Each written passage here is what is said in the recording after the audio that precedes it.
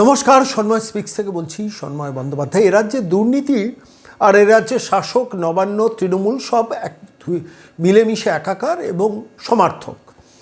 আজকে আমি এমন একটা কাহিনী আপনাদের কাছে বলবো, সতর্ক থাকুন। আপনারা যারা লটারির টিকিট কাটেন, সেই লটারির টিকিট এই রাজ্যে বা কোথাও একটা ছাপা হচ্ছে, জাল লটারি ছাপা হচ্ছে।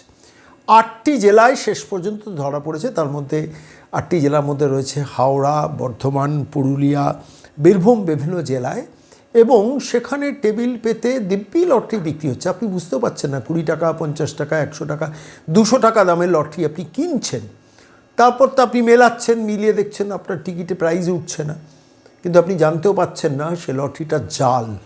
অর্থাৎ অন্য রাজ্যে যে লটারি এই রাজ্যে চলে না, সেই লটারি বিভিন্ন জায়গায় কাউন্টার থেকে টেবিল পেতে বসে বিক্রি হচ্ছে। সাধারণ নিম্নবিত্ত, গরিব, মধ্যবিত্ত মানুষ সেই লটারি কাটছেন, কেটে আবার যেদিনকে রেজাল্ট বেরোচ্ছে সেদিনকে মেলাচ্ছেন। তিনি কিন্তু জানতেও পাচ্ছেন না যে তিনি আদতে যে লটারি টিকিটটা কেটেছেন সেটা জাল। এবার প্রশ্নটা হলো, এই জাল লটারি যারা করছেন, যারা ছাপছেন, তাদের মনে সাহস, শক্তি, স্পর্ধাটা আসছে কোথা থেকে? চাকরি নেই, ব্যবসা নেই, শিল্প নেই, বিনিয়োগ নেই, কোনো রকম রুটি রুজি রোজগার নেই, ফলে তো কী করবেন? এখন তাই জাল লটারি টিকিট বিক্রি করা। এবং এই জাল লটারি টিকিটে শেষ পর্যন্ত সিআইডি তদন্ত শুরু হয়েছে এবং সিআইডি সম্ভবত 10 জনকে ধরেছে, মিডিয়া অন্তত রিপোর্ট করছে। কিন্তু প্রশ্নটা হলো যে এই স্পর্ধা শক্তিটা আসে কোথা থেকে? আমি বারবার বিভিন্ন এপিসোডে আপনাদের কাছে এই কাহিনিটাই বলি যে এই পশ্চিমবঙ্গ এখন হচ্ছে ক্রিমিনালদের স্বর্গরাজ্য। You can do anything. তারা মনে করেন আমার শাসকের হাত মাথায় আছে, প্রশাসনের হাত মাথায় আছে, আমার মুখ্যমন্ত্রী নবান্নে বসে রয়েছে, ফলত আমার স্ত্রী লক্ষ্মীর ভাণ্ডার পায়, আমার কন্যাশ্রী পায়, ফলত আমি আমার মুখ্যমন্ত্রীকে পেয়েছি, ফলে আমি রুটি রোজগারের জন্য আমি সব কিছু করতে পারি। আপনি ভাবুন তো, যে মানুষটা 200 টাকা দিয়ে লটারির টিকিট কাটছেন, তিনি দিনের পর দিন কেটেছেন, তিনি জানতেও পারেননি যে লটারির টিকিটটা সেই রাজ্যের অরিজিনাল যে টিকিট সেই টিকিট নয়, সেই টিকিটটা সম্পূর্ণ তো একটা জাল। এবং সেটা ছাপা হচ্ছে কোনো একটা ছাপাখানা থেকে, এবং বারবার বিভিন্ন জায়গা থেকে টুকরো টুকরো রিপোর্ট পাওয়ার পর 10 জনকে এখনও পর্যন্ত গ্রেফতার করা হয়েছে।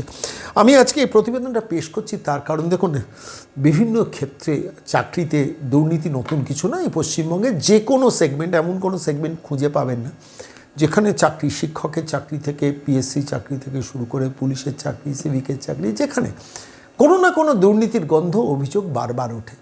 কেন ওঠে? তার কারণটা হচ্ছে সবাই জেনে গেছেন যে এটা আমার স্বর্গরাজ্য। এখানকার 65 লক্ষ পরিযায়ী বাঙালি বাংলার বাইরে কাজ করতে দিনের পর দিন যায় এবং তারপর সেখান থেকে অর্জিত রোজগারের একটা অংশ এই রাজ্যে পাঠায়। গত 14.5 বছরে একটা শিল্প, বড় শিল্প তৈরি হয়নি। মমতা বন্দ্যোপাধ্যায় রাজ্যের মুখ্যমন্ত্রী অনেক মা দুর্গার চোখ টকে গেছেন, অনেক অনেক খেলা মেলা, উৎসব, কার্নিভালে টাকা খরচা করছেন, কিন্তু একটা বড় শিল্প আনা যেত না যেটাকে কেন্দ্র করে অ্যান্সিলারি ইন্ডাস্ট্রি পশ্চিমবঙ্গের মাটিতে তৈরি হতে পারত। কে প্রশ্ন করবে? প্রশ্ন করার তো কেউ নেই। নতজানু হয়ে মাথা নিচু করে দেওয়া একটা সংবাদ মাধ্যম কিছু রয়েছে, ফলে তারা প্রশ্ন করতে জানে কেন? তারা তো বিজ্ঞাপনের জন্য লুপলুপ করে নবান্নের দিকে তাকিয়ে থাকে। এই তথ্যটা জানতেন, এই খবরটাকে বড় করে একটা বিজ্ঞাপন দিয়ে পশ্চিমবঙ্গ সরকার থেকে, আমি জানি না, আমার চোখে অন্তত পড়েনি, প্রচার করা উচিত ছিল না জাল লটারি থেকে সাবধান। এই লটারি যেগুলো এই পশ্চিমবঙ্গে নিষিদ্ধ, সেই লটারির টিকিট বিক্রি হচ্ছে, আপনি কিনছেন, আপনি ক্ষতিগ্রস্ত হচ্ছেন। করবে কী করে? একটা সরকারের মনোযোগ তো খেলামেলা, উৎসবের টাকা ওড়ানো আর নিজের হাসি মুখের বিজ্ঞাপন দিয়ে সংবাদপত্রে প্রচার, সর্বস্ব একটা সরকার তৈরি করা। গ্রামাঞ্চলে যে কোনো জায়গায় যেতে গেলে গাড়িতে যেটা 2 ঘন্টা 1 ঘন্টায় যাওয়া যায়, সেখানেও আমি হেলিকপ্টারে যাব, আমি গঙ্গাসাগরে হেলিকপ্টারে যাব। একটা প্রশাসনিক সভা করতে গিয়ে 6 কোটি 7 কোটি 8 কোটি টাকা খরচা করে দেবো। মানুষ বুঝতে পারবে না, মানুষ ভাবে আহা দিদি আমাকে 1000 টাকা আমার স্ত্রীকে তো দিচ্ছে, আমার কন্যাকে তো 700 টাকা দিচ্ছে, ফলে তো আমি প্রশ্ন করব না। আর আমি প্রশ্ন না করে তারপর লটারি সারা দিনে হয়তো 200 কি 250 টাকা রোজগার করে একটা লটারি টিকিটের দোকানে গিয়ে দাঁড়াবো, কিংবা একটা মদের দোকানে গিয়ে দাঁড়াবো দুঃখ বলার জন্য, যন্ত্রণা বোঝার জন্য, যদি আমি কোনো দিন একদিন বড় লোক হয়ে যাই লটারি টিকিটটা কেটে। কিন্তু সেই লটারিও যে জাল আপনি জানতেও পারেননি। জানতে পারতেন কি? এই খবরটা কি কোনো বড় সংবাদপত্র বড় করে খবরটা ছেপেছে? ছাপলে তো জানবে। রাজ্যের মুখ্যমন্ত্রীর সরকারের তরফ থেকে নবান্নের তরফ থেকে বড় করে কি বিজ্ঞাপন দেওয়া হয়েছে?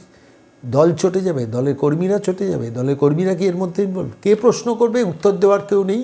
আর পুলিশ তো এখন শুধুমাত্র মমতা বন্দ্যোপাধ্যায়ের ইচ্ছা অনুসারে কার্যক্রমে ব্যস্ত থাকেন, ফলত দিনের শেষে এই জাল কারবার বাড়ছে। অবশ্য ভাগ্য আমাদের ভালো, শেষ পর্যন্ত সিআইডির বোধোদয় হয়েছে এবং সিআইডি গিয়ে শেষ পর্যন্ত ধরাধরি করছে। জানি না তাতে সমস্যা মিটবে কিনা।